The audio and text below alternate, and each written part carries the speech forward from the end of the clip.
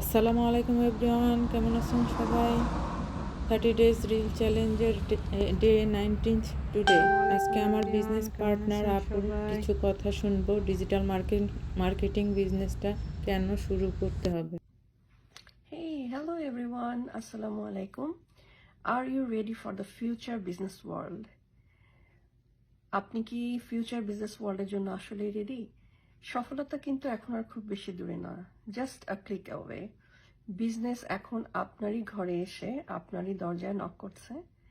আপনি যদি চান আপনি ঘরে বসে একটা খুবই ভালো এবং ইউনিক বিজনেস করতে পারেন, যেই বিজনেসটা আপনাকে আপনার লাইফে অনেক অনেক বেশি সহজতা এনে দিতে সাহায্য করবে।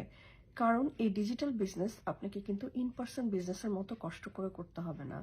আমরা সবাই জানি যখন আগে কেউ বিজনেসম্যান বলতো, বিজনেসম্যান ওয়ার্ডটাই এসেছিল কিন্তু বিজি ম্যান থেকে। সো এখন কিন্তু ডিজিটাল বিজনেস আপনাকে আর সেরকম বিজি থাকতে হবে না। আপনি কিছুটা টাইম ম্যানেজমেন্টের মাধ্যমে এবং আপনার অটোমেশন সিস্টেমের মাধ্যমে আপনি খুব ইজিলি একটা বিজনেস কন্টিনিউ করতে পারবেন।